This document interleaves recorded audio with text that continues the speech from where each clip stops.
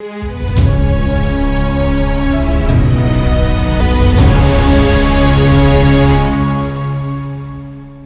दोस्तों, राजनीति की बातें किताबों की कहानी में आपका स्वागत है। मैं हूं आपका दोस्त धर्मेंद्र कंवारी।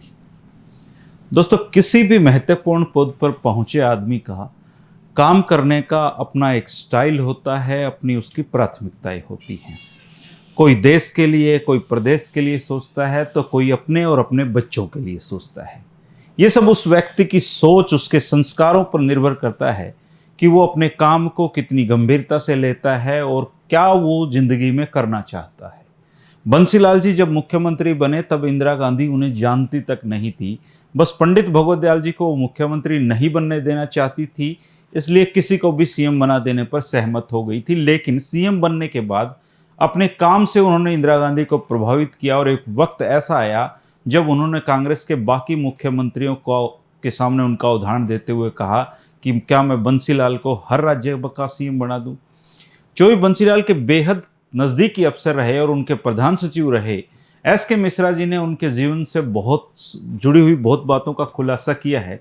और उनका कहना है कि बंसीलाल जी को काम करने का एक जुनून था और इसका एक उदाहरण उन्होंने दिया है कि प्रधानमंत्री इंदिरा गांधी जी घग्गर नदी पर एक पुल का शिलान्यास करने उनको आना था और उस समारोह में के संबंध में जब बंसीलाल जी ने प्रधानमंत्री से अनुरोध किया तो बोला कि आप एक नहीं 2 परियोजनाओं का शुभारंभ उस दिन करेंगी। यातायात के लिए भी एक अलग से पुल का मन उन्होंने बनवा लिया था कि इंदिरा गांधी से उद्घाटन करवाना है।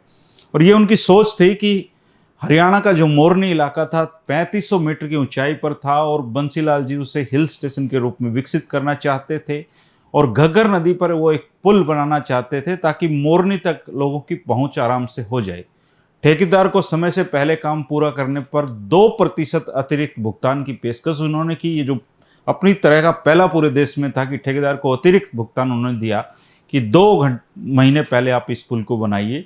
वो पुल बना, इंदिरा गांधी ने ही उसका उद्घाटन किया और फिर इंदिरा गांधी ने ये माना कि वास्तव में बंसीलाल जी में एक विजन है और वो एक टाइम फ्रेम में काम करवाना चाहते हैं। इसी तरीके से गांव-गांव बिजली पहुंचाने की योजना जब उन्होंने प्रधानमंत्री इंदिरा गांधी को बताई थी तो उनको लगा था कि हवाई बात है, लेकिन उन्हीं इंदिरा गांधी जी ने करनाल के गांव से पूरे हरियाणा के गांव-गांव में बिजली जो पहुंचाने की परियोजना है उसका शुभारंभ किया था। और 2 महीने पहले चोई बंसीलाल ने टारगेट समय से यह काम पूरा करके दिखाया था। बंसीलाल जी अपनी नौकरशाही पर पूरा भरोसा करते थे, उनको खुली छूट देते थे और बदले में नौकरशाही ने उनको मनचाहे परिणाम भी दिए। 29 नवंबर 1970 को प्रधानमंत्री गांधी ने करनाल में जो बिजली परियोजना का पत्थर रखा था, उसके बाद वो उनके मन पे ऐसे बैठे कि फिर वो नहीं उतरे जल्दी सी। इमरजेंसी के बाद तो चोई बंसीलाल इंदिरा गांधी जी के मन से उतर गए थे, लेकिन तब तक उनकी खुली कांग्रेस में एक तरीके से बड़ी ताकत बनकर वो रहे। और मिश्रा जी बताते हैं कि बंसीलाल जी एक तर्क संगत और स्पष्ट नेतृत्व वाले राजनेता थे, लेकिन कभी कभी वो जंगली घोड़े जैसा व्यवहार करते थे और एक बार अगर वो अड़ जाते थे तो फिर उनको वहां से हिलाना मुश्किल काम होता था। और ऐसा नहीं है कि अपने प्रधान सचिव की हर बात को बंसीलाल जी आंख बंद करके उस पर भरोसा कर लेते थे या मान लेते थे। कई बार प्रधान सचिव भी उनके गुस्से का शिकार होते थे और ऐसे मामले में हरियाणा के उस समय के राज्यपाल BN चक्रवर्ती प्रधान सचिव को बचाते थे। असल में राज्यपाल ही संवैधानिक रूप से राज्य का मुखिया होता है, लेकिन समय के अनुसार अधिकतर अपने पद के अनुसार व्यवहार नहीं करते हैं और 5 साल के लिए राज्यपाल मौज कूटने आते हैं। एक आम धारणा ये बनी हुई है। और पुराने दौर में राज्यपाल उनको बनाया जाता था जिन्होंने देश के लिए कुछ किया होता था, जिनका बहुत व्यापक अनुभव होता था। और हरियाणा के राज्यपाल BN चक्रवर्ती भी ऐसे ही व्यक्ति थे। वो एक बहुत बढ़िया ICS अधिकारी रहे थे। पंडित जवाहरलाल नेहरू के अधीन विदेश मंत्रालय में विभिन्न राजनीतिक पदों पर उन्होंने काम किया था, इसलिए जो ICS और IAS लोग थे उनसे बहुत कुछ सीखते थे। SK मिश्रा जी एक युवा IAS अधिकारी थे, लेकिन BN चक्रवर्ती ने न केवल मुख्यमंत्री बंसीलाल को राज चलाने में गाइड किया, बल्कि SK मिश्रा जी को भी ट्रेंड किया। और वो अक्सर रात के खाने पर मिश्रा जी को अपने घर बुलाते थे और बच्चे जैसा स्नेह वो उनको देते थे।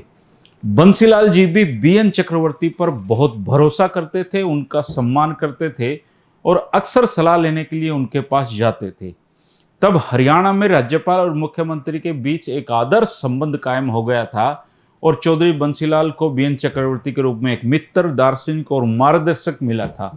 बंसीलाल जी में अकड़ तो थी, लेकिन जब वो किसी बात के लिए अड़ जाते थे तो मिश्रा जी राज्यपाल के पास जाकर मदद मांगते थे और बंसीलाल जी बताते थे कि बंसीलाल जी ये कदम उठा रहे हैं जो स्टेट के हित में नहीं है या उनके खिलाफ जा सकता है, तो फिर चक्रवर्ती जी बंसीलाल जी को मनाते थे। मुख्यमंत्री बंसीलाल जी ने एक परंपरा विकसित की थी कि हर 15 दिन में कम से कम एक बार राज्यपाल से वो मुलाकात करें और प्रदेश में जो भी कुछ चल रहा है और जो कुछ वो करना चाहते हैं उनकी सलाह मशवरा उनके साथ करें। अब तो राज्यपाल और मुख्यमंत्री को मिले भी काफ़ी समय हो जाता है, और इसके बावजूद बंसीलाल जी को कोई पूरी उम्र नहीं समझ पाया और कई बार उनका व्यवहार बिल्कुल उलट होता था। मुख्यमंत्री गुस्से में आकर कभी कभी किसी अपराध के लिए किसी अधिकारी को निलंबित करने का आदेश दे देते थे। यदि यह आदेश मनमाना और अनुचित होता था तो फिर मिश्रा जी को उसको विफल करने के लिए कोई उपाय सोचना पड़ता था। मुख्यमंत्री के स्वभाव को जानकर मिश्रा जी समझ गए थे कि अगर उस टाइम मैंने सीएम से बहस की तो उस अधिकारी को तो छोड़ो, ये मुझे भी नहीं छोड़ेंगे, और वो इसके लिए सही समय का इंतजार करते थे और उस टाइम वो फिर बंसीलाल जी से हामी भरवाते थे। इसके बाद मिश्रा जी उस फाइल पर हफ्ता भर कुंडली मार कर बैठे रहते और जब हफ्ते भर बाद मुख्यमंत्री का मूड ठीक होता तब वो उस मामले को सेटल करवा देते थे। ये उनका अपना तरीका था। और इसके बाद बंसीलाल जी जब हफ्ते भर बाद पूछते थे कि ये काम होना चाहिए तो मिश्रा जी कहते थे कि नहीं, उस समय तो मैं भी ये सोचता था कि ये होना चाहिए, लेकिन अब फाइल पढ़ने के बाद मुझको लग रहा है कि नहीं होना चाहिए, तो बंसीलाल जी अक्सर उसको बख्श देते थे। एक बार मुख्यमंत्री बंसीलाल हरियाणा भवन में अपने कक्ष में बैठे हुए थे और कई मंत्री और दरबारियों से वो घिरे बैठे थे। उनके प्रधान सचिव एस.के. मिश्रा जी ने वहाँ पर प्रवेश किया तो वो उनके जाते ही बोले कि मिश्रा जी, मैंने हरियाणा की स्वास्थ्य सेवाओं के जो डीजी हैं, महानिदेशक डॉक्टर सोंधी को सस्पेंड करने का फैसला किया है और इस संबंध में मैं आपकी कोई सलाह नहीं लूँगा, ये भी फैसला किया है। मिश्रा जी हैरान रह गए और कहा कि डॉक्टर सोंधी जो हैं वो मेरे रिश्तेदार नहीं हैं सर, और आपने जो फैसला कर लिया उससे मुझे कोई फ़र्क नहीं पड़ता। आप सलाह लेना या ना लेना आपका अधिकार है, आपकी राय है, और आप नहीं राय चाहिए तो मैं नहीं दूंगा।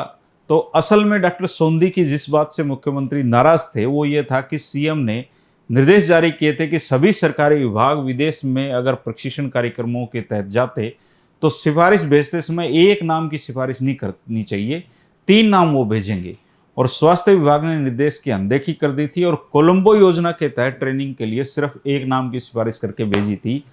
इससे बंसीलाल जी नाराज हो गए कि उनके निर्देशों का पालन नहीं किया गया। बंसीलाल जी ने प्रधान सचिव के अंडर काम कर रहे दूसरे अधिकारी MM.L. जैन को एक बार में निलंबन आदेश जारी करने के लिए कहा। जैन साहब को यह भी बताया गया कि फाइल मिश्रा जी को नहीं दिखानी है, और जब मुख्यमंत्री गुड़गांव के दौरे पर जा रहे थे तो उनको दोपहर के भोजन के समय सूचित किया जाना था कि उनके आदेशों का पालन हो गया है। जैन साहब ने चकित होकर मिश्रा जी से पूछा कि क्या करना है, तो मिश्रा जी ने सुझाव दिया कि वो चीफ सेक्रेटरी से बात करें, हो सकता है वो मुख्यमंत्री को पुनर्विचार करने के लिए राजी करें। मुख्यमंत्री के स्पष्ट निर्देशों की जानकारी होने पर चीफ सेक्रेटरी ने इस पचड़े में नहीं पड़ने का फैसला ले लिया और सुझाव दिया कि इस मामले को स्वास्थ्य सचिव BL आहूजा से संपर्क करना ठीक रहेगा। उन्होंने फाइल मांगी ताकि वह निलंबन आदेश जारी कर सकें और कोई भी बिल्ली के गले में घंटी नहीं बांधना चाहता था। जैन साहब डिप्टी थे और इसलिए मुसीबत में थे। डॉक्टर सोंधी अपने पेशे के बहुत सम्मानित व्यक्तियों में से थे और उनका निलंबन होने से प्रदेश में भूकंप की स्थिति आनी थी।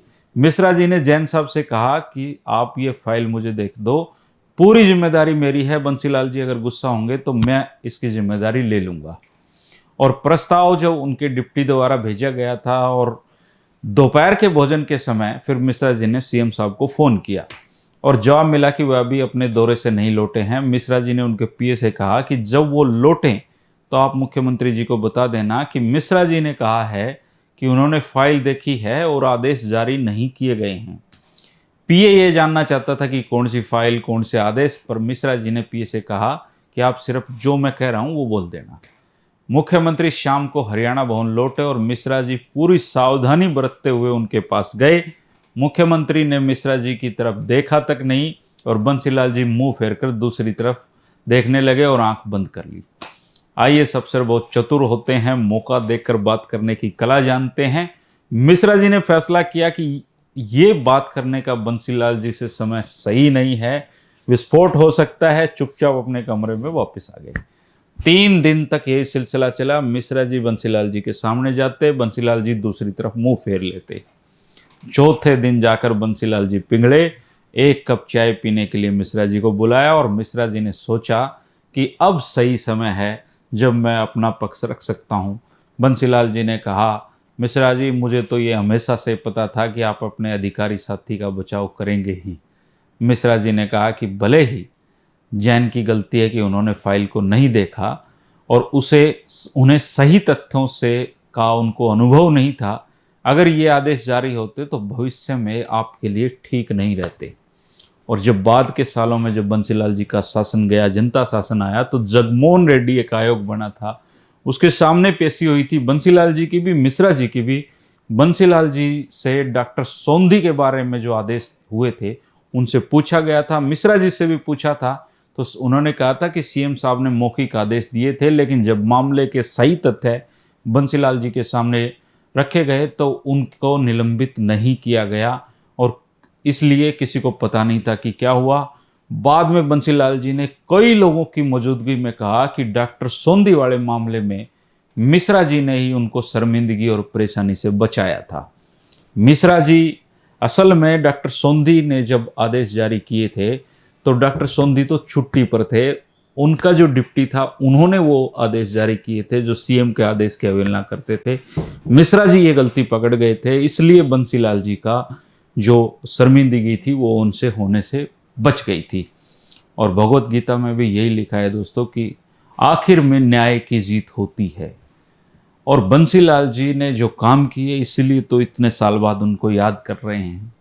और जो एसके मिश्रा जी हैं उनको इसलिए याद किया जा रहा है क्योंकि जो हमारा हरियाणा प्रदेश है इसकी बहुत सारी परियोजनाओं को ज़मीन पे उतारने में उनका अहम योगदान है। और ऐसे जो आईएएस ऑफिसर हैं उन्होंने हरियाणा के लिए बहुत कुछ किया है। इस बारे हम उनको याद कर लेते हैं, वो जहाँ भी होंगे, शायद दिल्ली में वो इन दिनों हैं और अपनी जो रिटायरमेंट एज है उसका भरपूर आनंद ले रहे हैं। भारत सरकार ने उनको पद्म श्री के अवार्ड से भी नवाजा था और बहुत बढ़िया वो आदमी, उनके हरियाणा में बहुत मित्र रहे होंगे। तो कुछ दिनों तक हम एसके मिश्रा जी और बंसीलाल जी के बहाने हरियाणा की जो विकास यात्रा रही है उस पर हम ये रोशनी डाल रहे हैं। दोस्तों आपके पास भी कोई इस तरह के अनुभव हो तो ज़रूर आप कमेंट किया करें। अगर अभी तक चैनल को सब्सक्राइब नहीं किया तो सब्सक्राइब कर लें। दोस्तों हमारा जो कुनबा है वो करीबन 1,20,000 लोगों का हो चुका है और भी इसमें लोग साथ जुड़ेंगे, अच्छा लगेगा। और कल हम बंसीलाल जी पर भ्रष्टाचार के आरोपों पर, अक्सर कहा जाता है कि बंसीलाल जी एक ईमानदार मुख्यमंत्री थे, लेकिन उन पर भी भ्रष्टाचार के आरोप लगे थे। वो आने वाले जो वीडियो हैं उनमें हम उनका जिक्र करेंगे। दोस्तों 3 बजे की चाय के साथ हमारी दोस्ती का सिलसिला चलता रहेगा। हरियाणा में जल्दी पंचायत चुनाव भी होने वाले हैं, तो जितने भी साथी हमारे वीडियो देखते हैं, जहां भी जिस भी गांव से संबंध रखते हैं, कोशिश करना कि अच्छे आदमी को आप चुनाव में जितवाएं, कम से कम खर्चा करवाएं। ऐसी कमेटी आप बनाइए कि चुनाव में हमारे गांव में कोई खर्च नहीं होगा, तभी दोस्तों विकास हो सकता है, तभी अच्छे लोग राजनीति में आ सकते हैं। नहीं तो इतना खर्चा चुनाव में होने लग गया है कि फिर बंदा लगाता है और 5 साल फिर जो ग्रांट है उनमें कमीशन खा खा के उसको पूरा करता है। ऐसे लोगों को मत चुनें, अच्छे लोगों को अवसर दें। दोस्तों शुक्रिया, नमस्कार, कल फिर मिलेंगे।